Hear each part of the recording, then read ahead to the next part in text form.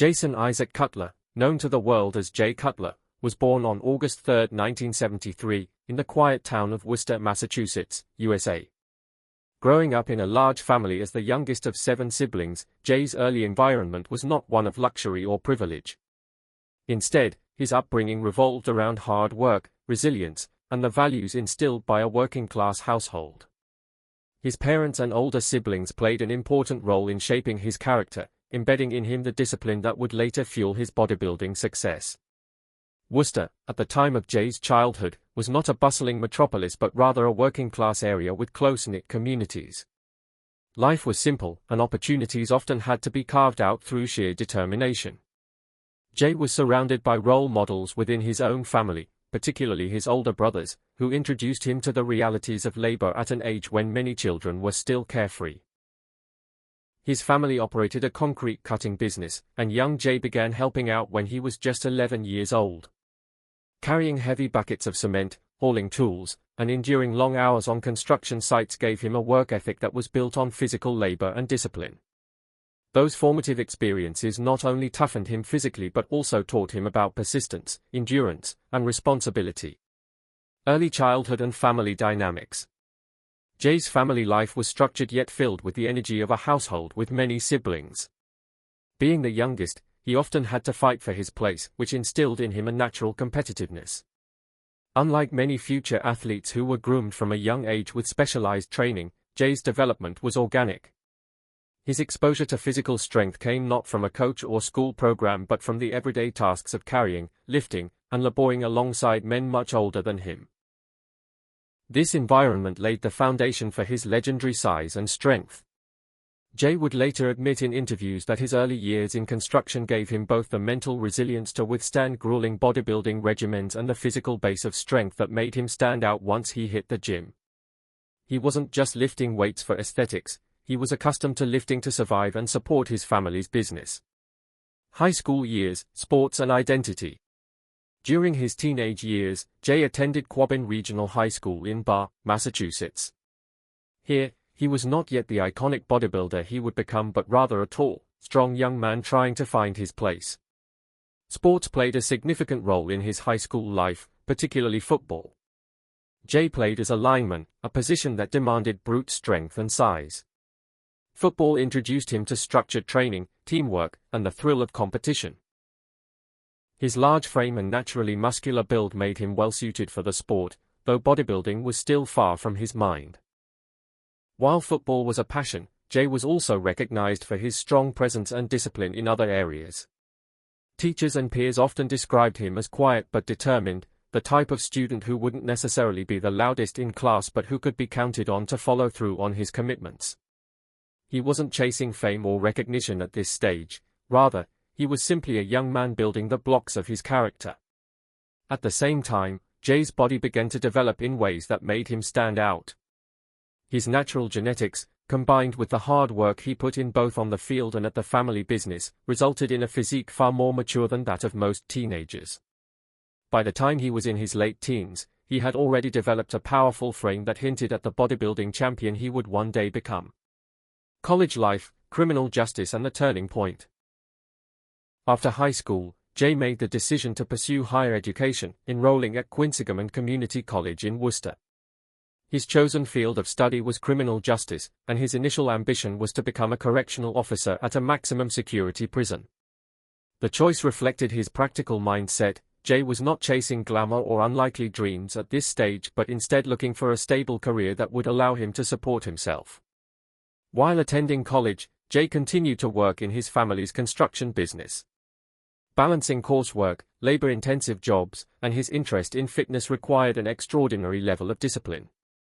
Yet it was during this time that his life would take a pivotal turn. At the age of 18, Jay was introduced to the world of bodybuilding when he walked into a local gym. This was not just a casual interest, it was an awakening. From the very first time he picked up weights with a structured purpose, Jay felt an instant connection to the iron. Unlike the physical demands of construction or the competitive structure of football, bodybuilding offered him something deeply personal, a way to sculpt his body and control his destiny. The individualistic nature of the sport appealed to him. There was no coach dictating his every move, no teammates relying on his performance. It was just Jay, the weights, and his own reflection in the mirror. Meeting Chris Aceto and the shift toward bodybuilding. A critical moment in Jay's early journey came when he met Chris Aceto, a nutritionist and trainer who would become one of his closest mentors. Aceto immediately recognized Jay's genetic potential and guided him on how to maximize it through proper diet, supplementation, and training. For a young man who was still juggling college and construction work, this mentorship was life-changing. Under Aceto's guidance, Jay began to approach bodybuilding with seriousness. He learned the science behind building muscle, cutting fat, and preparing for competitions. More importantly, he began to envision a future beyond his initial goal of working in criminal justice. The gym became not just a hobby but a second home, a place where Jay could transform himself into something greater. The transition from college athlete to bodybuilder. Jay's time in college was relatively short-lived, not because of a lack of intelligence or ambition, but because he found a passion that consumed him more than textbooks ever could. While many of his peers were planning careers in law enforcement, social work, or business, Jay was preparing meals, measuring portions, and spending hours in the gym. By the early 1990s, Jay was no longer just a college student with a part-time construction job. He was becoming a serious bodybuilder, with aspirations that reached far beyond Worcester. His decision to pursue bodybuilding full-time was not without risk. After all, the sport was financially unstable for most athletes, and success was far from guaranteed. Yet Jay's relentless work ethic, forged in the construction fields of his youth and sharpened in the classrooms of criminal justice, gave him the confidence to take that leap. When Jay Cutler first walked into a gym at 18, he didn't realize he was stepping into a world that would define the rest of his life. At the time, his focus was still divided between college studies in criminal justice, the grueling family concrete business, and football. Yet, something about the weights, the discipline, the solitude, and the possibility of transformation hooked him instantly. By his late teens, Jay's physique had already begun to draw attention. His naturally broad shoulders, thick legs, and dense musculature made him look different from most gym-goers. Unlike many beginners who take years to show significant progress, Jay's genetics and work ethic accelerated his growth. Still, genetics alone could not explain what happened next. It was his obsessive consistency and ability to outwork everyone around him that made the difference. First competitions, testing the waters. Jay's competitive career began in the early 1990s. His first real test came in 1993, at the Iron Bodies Invitational, where he shocked audiences by not only holding his own but winning the teen overall title. This was an important milestone. Jay proved to himself that bodybuilding wasn't just an interest, it could be a serious pursuit. That first taste of victory ignited something deeper. Winning gave Jay a glimpse of what was possible if he dedicated himself fully. Unlike football or construction, where the rewards were fleeting or financial, bodybuilding offered a kind of immortality, a chance to etch his name into the history of a sport. Following his debut, Jay entered more shows, including the 1993 NPC Teen Nationals, where he placed impressively. He didn't yet have the polish or refinement of seasoned competitors, but his potential was undeniable. His legs, even then, were beginning to show the trademark size and separation that would later make him famous. Meeting Chris Aceto, guidance and direction. While Jay had raw talent and an unmatched work ethic, he lacked the knowledge of how to harness it effectively. That changed when he began working with Chris Aceto, a nutritionist, trainer, and mentor based in Massachusetts. Aceto immediately recognized Jay's potential, not just as a local competitor but as someone who could eventually rise to the very top of bodybuilding. Under Aceto's guidance, Jay refined his diet, adopting a structured approach to nutrition that revolved around high-protein meals, controlled carbs, and disciplined supplementation. Bodybuilding is as much about eating as it is about lifting, and Jay learned the art of fueling his body like a machine. Aceto also introduced him to advanced training principles, teaching him to push beyond simple strength and focus on sculpting each muscle group for symmetry and proportion. For Jay, this partnership was transformative. It gave him confidence, direction, and a long-term vision for his career. He was no longer just lifting weights, he was preparing for greatness. NPC success, climbing the ranks. By the mid-1990s, Jay was dominating amateur competitions. In 1995, he won the NPC Tournament of Champions, and in 1996, he captured the NPC Nationals heavyweight title. This victory was especially significant because the NPC Nationals have historically been the launching pad for many future legends. Winning meant that Jay earned his IFBB Pro card, officially transitioning from amateur to professional bodybuilding. The victory was a turning point. It signified that Jay was no longer just a local talent, he was entering the international stage. But with this step came new challenges. Competing as a professional meant facing off against giants who had years of experience, global recognition, and financial backing. Early professional years, the reality of pro bodybuilding. Jay's first years as a professional bodybuilder were tough. He entered contests where he was dwarfed by established stars, often placing outside the top rankings. Unlike in the amateur ranks, where his sheer size and potential carried him to victories, the professional circuit demanded refinement, stage presence, and conditioning at a level he had not yet mastered. Still, Jay approached these setbacks with the same mentality he had developed in his youth: learn, work harder, and come back better. He did not view low placements as failures but as opportunities to improve. Each loss gave him clues about what the judges were looking for: sharper conditioning, more balanced proportions, and improved posing. One of Jay's defining traits throughout his career was his resilience. Many competitors, discouraged by early struggles, faded into obscurity. Jay, however, used those moments as fuel. He returned to the gym with more intensity, pushing himself to levels few could match. Breakthrough: Arnold Classic dominance. By the late 1990s, Jay began to show signs that he was more than just another competitor. His breakthrough came with the Arnold Classic, one of the most prestigious bodybuilding competitions outside of Mr. Olympia. In 2002, 2003, and 2004, Jay dominated the Arnold Classic stage, winning 3 consecutive titles. His size, conditioning, and stage presence were undeniable, and fans began to recognize him as a true contender for Olympia gold. The Arnold Classic victories gave Jay something invaluable: momentum. He was no longer in the shadow of established stars but instead carving out his own legacy. His rivalry with Ronnie Coleman was brewing, and the bodybuilding world was beginning to see him as the man who could eventually dethrone the king.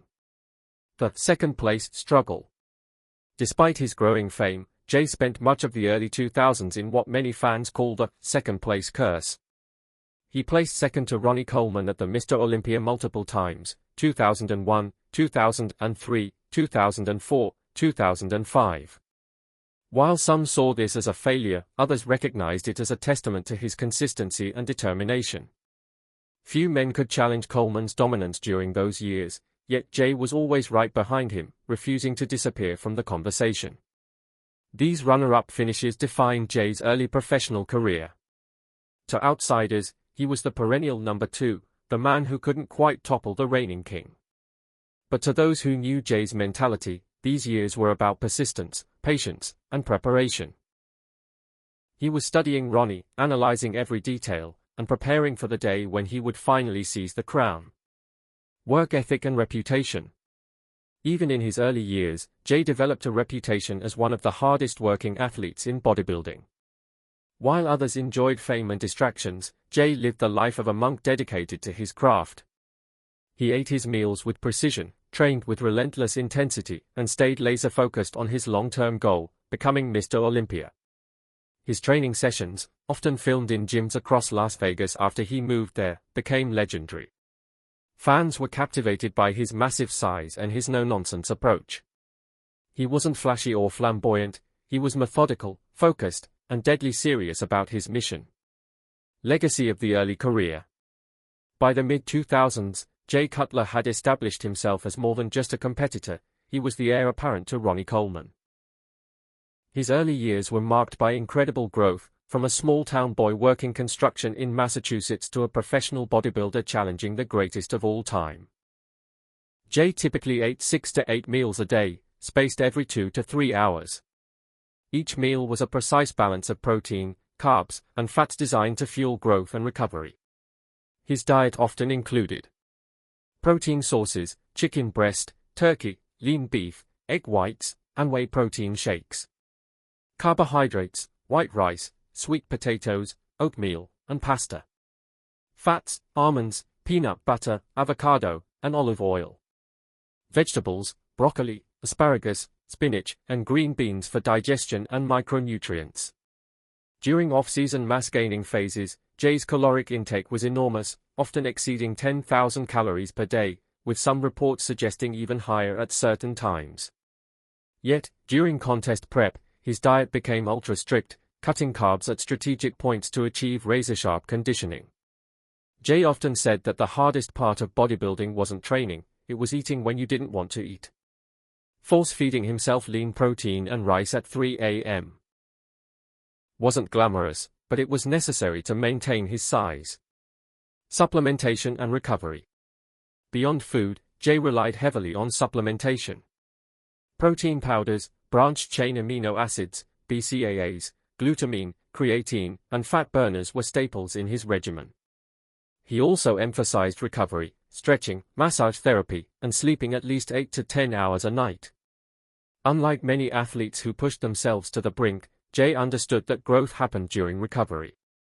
His balance between brutal training sessions and disciplined recovery strategies was one of the reasons he could maintain such longevity in the sport.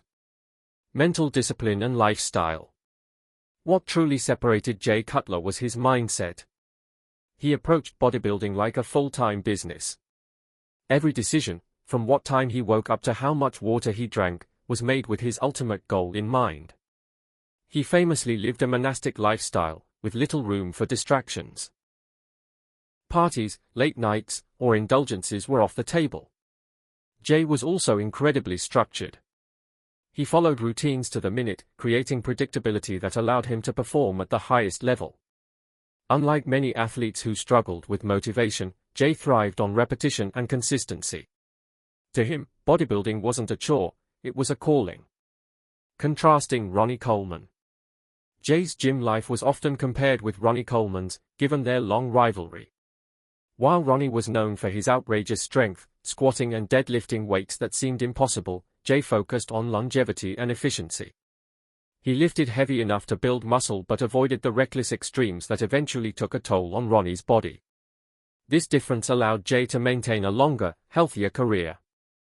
While Ronnie's reign was legendary, it came at the cost of multiple injuries and surgeries. Jay, on the other hand, stayed relatively injury-free throughout his prime, thanks to his methodical and measured approach. Building his brand in the gym. Another key part of Jay's gym life was his presence in front of the camera. He became one of the most filmed and photographed bodybuilders of his era, starring in DVDs like Battle for the Olympia and Ripped to Shreds. These videos showcased not only his workouts but also his meticulous lifestyle. Fans admired not just his physique but his professionalism. He was the blueprint for the modern, marketable bodybuilder. If Jay Cutler's early life and career were about building a foundation, his years on the Mr. Olympia stage defined his legacy. This was where he endured heartbreak, where he cemented his reputation as one of the hardest working men in the sport, and where he finally achieved bodybuilding immortality. Above all, it was where he faced and ultimately defeated Ronnie Coleman, widely regarded as one of the greatest, if not the greatest, bodybuilders of all time. First steps onto the Olympia stage. Jay Cutler made his Olympia debut in 1999, finishing 15th place. At that point, Ronnie Coleman had already shocked the world by dethroning Flex Wheeler in 1998 and was beginning his reign as the most dominant champion the sport had seen. For Jay, his first Olympia appearance was less about winning and more about experiencing the greatest stage in bodybuilding. The Olympia was unlike anything Jay had ever faced. The level of conditioning, mass, and presentation required was on another level from the Arnold Classic or NPC shows. But Jay's mentality was never one of intimidation. Instead, he used that 15th place finish as motivation. He knew he didn't belong yet, but he also knew he had the work ethic to climb. By 2000, Jay had already improved significantly, placing 8th. For most competitors, breaking into the top 10 so quickly would have been a major achievement, but for Jay, it was simply a checkpoint. His eyes were already set on the Sandow Trophy. The rise of a challenger. always second. From 2001 to 2005, Jay Cutler became a permanent fixture on the Olympia stage, consistently placing near the very top. More specifically, he became known as the eternal second, always the runner-up to Ronnie Coleman. 2001 Olympia, Jay shocked fans by placing second behind Ronnie. He was massive, shredded, and arguably the closest challenger Coleman had ever faced. Many fans even believed Jay should have won. This marked the beginning of the Coleman vs. Cutler rivalry that would define bodybuilding for half a decade. 2003 Olympia, Jay again took second place. This was Ronnie's most dominant year, when he appeared at nearly 300 pounds shredded, a freakish version of Coleman many still consider the greatest physique ever displayed. Jay, while impressive, simply couldn't match that level of mass and conditioning. 2004 and 2005 Olympia, Jay continued to push, bringing improved legs, sharper conditioning, and fuller muscle bellies. Yet, every year, Ronnie held him off. For times Jay stood in second place, watching the Sandow Trophy go to the same man. These runner-up finishes would have broken most competitors. For years, Jay was labeled as the man who couldn't win, the permanent shadow of Ronnie Coleman. Yet instead of quitting, he used each defeat as fuel. Jay was not chasing fame or even the Olympia title at that point, he was chasing the chance to prove that his years of sacrifice could match up against the most dominant champion in history. The psychological battle. Being second for so many years took a toll. Jay often spoke in interviews about the frustration of knowing he was good enough to beat anyone else on the planet, yet still losing to Ronnie. The bodybuilding community constantly debated whether Jay had been robbed in certain years, especially 2001. For Jay, the struggle was more internal. He had to endure years of sacrifice, eating, training, living like a machine, only to fall short. But his mindset was unique, he never gave up. Jay saw bodybuilding not as a one-year game but as a career of persistence. He believed Ronnie couldn't stay on top forever, and when the moment came, he would be ready. The 2006 breakthrough, dethroning the king. Finally, in 2006, Jay Cutler's moment arrived. On the Las Vegas stage, Jay brought his best-ever combination of mass, symmetry, and conditioning. While Ronnie was still enormous, age and years of punishing training had begun to catch up with him. His midsection looked slightly distended, and he lacked some of the razor-sharp detail he had displayed in his prime. When the final call-outs came, the crowd sensed history was about to be made. For the first time in years, Ronnie looked vulnerable, and Jay looked undeniable. When the announcer declared Jay Cutler the winner and new Mr. Olympia, the crowd erupted. It was one of the most emotional moments in bodybuilding history. Jay had done what many thought impossible, he dethroned an 8-time Olympia champion, ending one of the greatest reigns in sports. For Jay, it wasn't just about the trophy, it was validation for years of sacrifice, ridicule, and second-place finishes. He had climbed the mountain, and he stood at the very top. The reign of Jay Cutler, 2006 to 2007. After finally winning the Olympia, Jay proved he was no one-hit wonder. In 2007, he successfully defended his title, becoming a 2-time Mr. Olympia. At this point, he was the new king, the man everyone else chased. Yet Jay's reign wasn't without challenges. The new generation of bodybuilders, including Dexter Jackson, Victor Martinez, and Phil Heath, were rising fast. They didn't have Ronnie's freakish size, but they brought aesthetics, symmetry, and detail that kept the competition fierce. The setback, losing to Dexter Jackson in 2008. In 2008, Jay's reign hit a stumbling block. At the Olympia that year, he came in slightly off, still massive, but lacking the crisp conditioning needed to dominate. Dexter Jackson, nicknamed the Blade, for his sharp lines and flawless symmetry, seized the opportunity. He defeated Jay to win his first Olympia title. For Jay, the loss was devastating. No reigning champion had lost the Olympia and ever come back to win it again. Many critics wrote him off, saying his time was over and that the new era of smaller, more aesthetic champions had begun. But Jay Cutler wasn't like other champions. Where most would fade into history, Jay saw the loss as a challenge. He vowed to return better than ever. The 2009 comeback, making history. In 2009, Jay Cutler staged one of the greatest comebacks in sports history. He returned to the Olympia stage in the best shape of his life, massive, shredded, and with legs that looked carved out of stone. His conditioning was flawless, his confidence unshakable, and his presence undeniable. When Jay walked out, fans knew instantly that he was untouchable. In fact, during prejudging, Jay executed a famous quad stomp pose, slamming his foot down and flexing his legendary quads, that brought the crowd to its feet.